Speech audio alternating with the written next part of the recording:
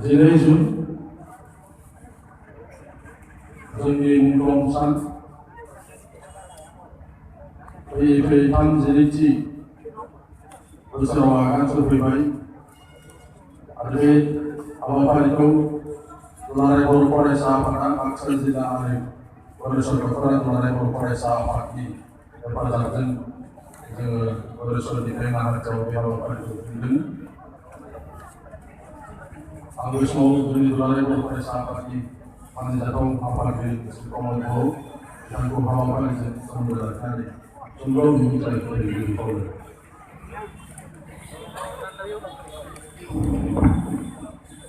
बर'न सोमावसारनायनि गिबि मुंख्लं नाजानायनि मुंख्लं सानजों लोगोसे बर'न दाबिखौ लानानै सुबुंनि सोमावसारनायाव मुंख्लं जालांनाय गासैबो मुंख्लंफोरखौ जयै दिनैनि सानाव गोसोखांनाय जायो, बिथांमोनखौ मान होनाय जायो आरो दिनै 32थि बड'लेण्ड मुंख्लं सान बे सानखौ बाक्सा जिल्लानि बर'सराव खुंनाय जादों। बे हाबाफारियाव बाहागो लानो हानाय दुलाराय बर' फरायसा आफादनि मोनसे समनि बिगियान एडभाइजार बुंथिगिरि जालांनाय क'क्राझार गभर्नमेन्ट कलेजनि बिबुंगोरा बेराम बिखारि बिथां, बेवहायनो बाहागो लाफैनो हानाय मुंख्लं नखरनि मानगोनां सोद्रोमा नोंथांमोन, बे हाबाफारियाव बाहागो लानो हानाय एनडिपिनि गाहाय नेहाथारि बिथां, बे हाबाफारियावनो बाहागो लानो हानाय गुबुन गुबुन आफादनि मानगोनां दैदेनगिरि नोंथांमोन, दुलाराय बर' फरायसा आफादनि बिबानगिरि लोगोफोर, बाहागो लानो हानाय फरायसुला फरायसुलि फंबाय बिनानाव आरो रायजो राजा नोंथांमोन, दिनै बे हाबाफारिनि गेजेरजों गिबि मुंख्लं सुजि नार्जारि आरो बर'फोरनि सिनायथि थामोन्था आरो रैखाथिनि थाखाय जाय बिथांमोना अबथिरा जिउ बावलांबाय, बिथांमोन बयनोबो गिबियावनो आङो खुलुमनाय सिबिनायखौ बावहरदों। बे हाबाफारिनि जागायजेननायाव दैदेनगिरि हिसाबै बिबान रुजुनलांनाय बड'लेण्ड सोमावसारनायखौ दैदेनजेननाय जोंनि बर'नि बयनिबो बिफा बड'फा उपेन्द्रनाथ ब्रह्मनि सोरगोआरि जिउ सोलेरनि खाथियावबो आं बे समाव खुलुमनाय बावहरबाय आरो बिथाङा सोरगोआव अराय आलो गोजोनै थानो जायगा मोनो, बिनि थाखाय आङो अबंलावनि खाथियाव आर'ज गाबबाय। गिबियावनो आङो बेसेबां गुदुं बोथोरावबो दिनै बेवहाय बाहागो लाफैनानै दिनैनि हाबाफारिखौ जाफुंसार होनायजों लोगोसे बड'लेण्ड सोमावसारनायनि जि जारिमिन आरो मावनांगौ हाबाफारि बेखौ अराय सम गोथां खालामनानै दोननांगौनि थाखाय नोंथांमोना बयबो बाहागो लाफैनायनि थाखाय आं गिबियावनो साबायखर बावबाय। दामानगोनां रायजोफोर, बुहुमाव गुबुन हारिफ्रा जेरै गावनि सिनायथि थामोन्था राव थुनलाइ हारिमुखौ लानानै थांना थानो लुबैयो, बर' हारियाबो मोनसे गोथां हारि हिसाबै, मोनसे एखुथा हारि हिसाबै आरो गावहा गासैबो दंजोबो हिसाबै जोंबो गुबुन हारिफोर बायदियै मोनसे गेरेमसा गेदेमा आरो गोथां हारि महरै मुलुगाव थांनानै थानो लुबैयो। जोंनि लुबैनाय, जोंनि हास्थायनायाव जेबो गोरोन्थि गैया। जों जि हादोराव रायजो जायो बे हादोरनि संबिधानाबो जोंनि दाबि दाबा, जोंनि गांनाय उखैनायखौ लेजिटिमेट होननानै, थार नंगुबै होननानै बिथांमोनाबो गनायनानै लायो आरो बेनिखायनो भारतनि संबिजितनि 2 आरो 3 दफायाव रोखा रोखा लिरनाय दङ, जेब्लायनो भारताव गोनांथि होननानै सानो अब्लानो भारताव गोदान रायजो सोरजिनो हायो, खालि बेवहाय बादायलायनायनिल' मोनसे थांखि नांगौ। नाथाय सा सानजा भारताव बयनिख्रुइ गिबिसिन रायजो जानाय बर' फिसाफोरनि बेलायाव दिनैसिमबो दिनै रायजो बिनायनि जि दाबि बियो मोगथां महर मोनाखिसै।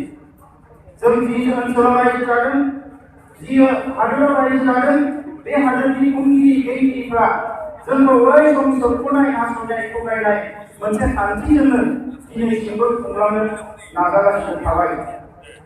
जोंबायदि एखे हारि एखे मानसिफ्रानो मुलुगाव बेसेबांबा जौगालांबाय, नाथाय दिनैसिमबो जोङो फोरोंगिरि नांगौ, एलपि स्कुलाव फोरोंगिरि नांगौ, लेखा नांगौ, जोंनि हाया रैखाथि मोननांगौ, जोंनि मानसिफ्रा साख्रि बाख्रि मोननांगौ, माखासे फिसा फिसा जेंनाफोरखौनो लानानै प्राइभेट सार्टिफिकेटसिम दिनैसिमबो गोबां जुजिनानै थाबाय थानांगौ जाबाय।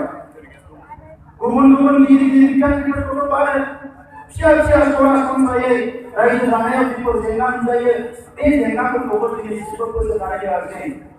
टिभि सेन्टार, रेडिअ सेन्टार बेफोरखौ जोङो दिनै गोख्रों खालामनायनि खोथा बुंदोंमोन, दिनैसिमबो खालामनानै होआखै।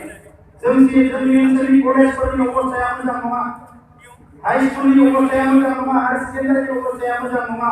मोजां फसंथानफोरखौ जोंनियाव गायसना, इन्जिनियारिं कलेज, मेडिकेल कलेज बिथांमोना फसंथानल' दङ, जोंनियाव गायसना। दिनै जोंनि सुबुं लोमजानायाव जोङो बेसेबांबा जुजिनांगौ जानानै दङ। बर'नि रावा 90 स्कुलाव थिसनजाबाय, नाथाय आसामाव दासिमबो बर' रावखौ अफिसियेल राव हिसाबै गनायथि होनायाव बिथांमोना पेपाराव होबाय थायोब्लाबो मोगथाङाव महर होनो थाखाय जेबो खामानि दासिमबो मावाखिसै। दा बेनिखायनो बै समनि जि बड'फा उपेन्द्रनाथ ब्रह्म आरो दैदेनगिरिफोरनि साननाय जे मोनसे बियोबा मोननै नङा, बेनिखायनो जोङो आलादायै जोङो जुदि मोनसे सिस्टेम, मोनसे खुंथाय मोननो हायोब्ला अब्ला जोंनि हारिखौ जोङो गोथां हारि महरै गायसननो हागोन। आरो बे जि दाबि, बे जि साननाय बियो दिनैबो बेहा जुक्ति जुक्तुता दङ आरो दिनैबो नैबे समावबो बियो जोबोद ओंथि गोनां होननानै आं सानो। दा मानगोनां रायजोफोर, आलादा रायजो सोरजिनायनि मुङाव सुजित नार्जारिखौ लाफानानै बै समाव 1135 सुबुङा जिउ गारनो गोनां जादोंमोन आरो बिनि उनाव DSBनि सोमावसारनाय, NDPनि सोमावसारनाय गासैबो लाजोबोब्ला 12,000निफ्राय बांसिन सुबुङा जिउ गारनांबाय, 20,000निफ्राय बांसिन सुबुङा जेल जानांबाय। थांनाय 50 बोसोराव बेसेबांबा न' बां सावजाबाय, धन सम्पति लुट खालामजाबाय, लेखा फरायनायनिफ्राय थाद'नो गोनां जाबाय, रां खामायनायनिफ्राय थाद'नो गोनां जाबाय, समाजखान्थि राजखान्थि जेरावबो जोङो गोग्लैसोनानै थानो गोनां जादों। बिनि गुबै जाहोनानो जाबाय जोंनि सायाव गोजौ हारिफोरनि खुंगिरिफोरनि मोनसे पलिटिकेल हेजेमनि राजखान्थि भाबै नासयनाय थगायनाय बे जोंनि सायाव अराय सम थाबाय थायो। दा बेनिखायनो मानगोनां रायजोफोर, दिनै सम आरो बोथोरा बुंदों जों खौसे जानांगौ। जों बयबो हारिनि रिभलिउसनारि नङै जोंनि सानसुमै हारिनि थाखाय मावग्रा सानग्रा बयबो हारिमु बिथिङानो जाथों, गेलेनाय बिथिङानो जाथों, जाय जेरावनो थाया मानो जोङो खौसे जानानै जोंनि जेंनाखौ जोङो सुस्रांनांगोन। जों बयबो गोजोननाय मोनदों, बावैसो नागालेण्डआव मोनसे मेसेज जोंनो बयनोबो हरदों, निउस पेपाराव फैदों, जोंनि जातिया मोनसे, जोंनि हारिया मोनसे आरो जोंनि सलुसनाबो मोनसे जानांगौ होननानै नागाफ्रा खौसे जादों। जुदि नागाफ्रा जानो हायोबा जों मानो जानो हाया? जोंबो खौसे जानांगोन। जोंनि जातिया मोनसेल' बर'लेण्ड, जों हारिया मोनसेल' बर' हारि आरो जोंनि सलुसना मोनसेल' आलादा रायजो नांगौ। बे मोनसे स्ल'गानजों जोङो दावगानो हानांगोन। दिनै गोजोननाय बाथ्रा, NDP progressive peoples joint action committee गोबां आफादफोर ज'यै सोमावसारबोदों। NDPआ जेब्लानिफ्राय सिजफायार खालामबाय, बिथांमोनजोंबो जोङो रायज्लायै खौसे जोङो सोमावसारनो हाबाय, बर' हारिनि गेजेराव खौसे फैबाय। राजखान्थिनि देरहानाय जेननाया थागोन, सुबुं अनजिमाया जेराव जोंनि आमारायनि रुजुनायाव जोंनि सुबुं अनजिमाया खमायलांगासिनो दङ, राजखान्थियाव देरहानाय जेननाया थागोन। नाथाय राजखान्थि देरहानाय जेननायानो जोंनि थांनाय थैनाय, जोंनि जारिमिन, जोंनि जि नंगुबै जारिमिन बेखौ नंखाय होननानै बुंनो हाया। आरो जारिमिना बुंदों जोङो बे हानि थागिबि, जों बे हानि फिसा, बे हिसाबै बे हानि गासैबो मोनथाया जोंनियाव दङ। बे हाखौ जोंनि आबै आबौनिफ्राय जों मोननाय बड'फा उपेन्द्रनाथ ब्रह्मआनो बुंलांखादों। दा बेनिखायनो दिनै जायफोरा दिनै जिउ होलांबाय, सोरगोबासि जाबाय, बिथांमोना गावबा गावनि जिउखौ बाउसोमनानै मुलुगाव दिन्थिलांबाय जे जोङो हारिनि थाखाय बाउसोमोब्ला हारिया थांना थानो हायो। दिनै बिथांमोना बाउसोमनायनि थाखायनो जों BSc मोनबाय, जों BTC मोनबाय आरो आथिखालाव भारत सरकारा दिनै नङा गाबोन सानसे नङा सानसे आलादा रायजोखौ जोङो सोरजिनानै होनांगोन। बे खोथाया रोखा जाबाय।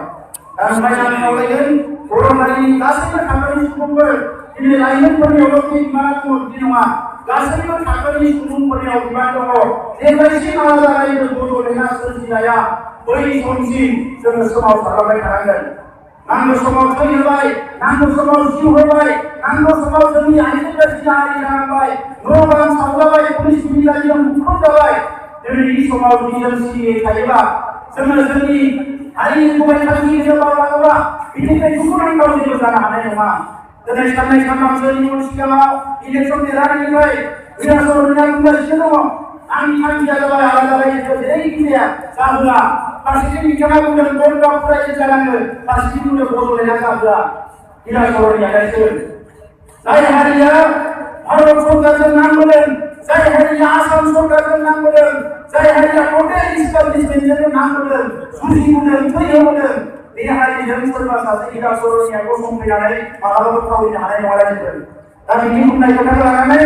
रावबो नाराज जानो गोनां गैया बियो दिनै गावनि राजखान्थि माखासे लामानि थाखाय गुबुन हारिफोरनि गेजेराव बायदिसिना खोथा बुंनानै बानसावनानै फोसावनानै राजखान्थि आरो खामानिखौ जालांबावगोन मैया दिनै पेपाराव नुदों बिथाङालायनो बड'लेण्ड सेना दानोसैनो आलफा नङा एबा बड'लेण्ड सेना दागोन बड'लेण्ड सेनानि दाथो मा सेनानि दाथो जाय मानसिफ्रा थैजों हाजों सोमोन्दो दङ जाय मानसिफोरनि मोदोमजों हाजों सोमोन्दो दङ जाय मानसिफोरनि थांनाय थैनाया बे हाजों सोमोन्दो दङ बे मानसिफोरखौ जेसेबां गिदिर सेना दाब्लाबो बियो जोंखौ मालाबाबो फेजेननो हानाय नङा दा बेनिखायनो आं नैबे समाव गोलाव खोथा बुंला जोंहा मैया मिटिं जादों आलासि सफैदों दिनैनि समाव जोंल' नङा रायजो इन्डियायाव गोबां राजखान्थि गेलेग्रा हान्जाफ्रा इलेक्सनाव जेनदों नाथाय बिनि ओंथिया बे नङा जे जोंनि गामिखौ जों गारनानै सिरियै थागोन दिनै रायजो बिग्राफ्रा खौसे जाफैदों आरो जेब्लायसिम जोंनि गामिया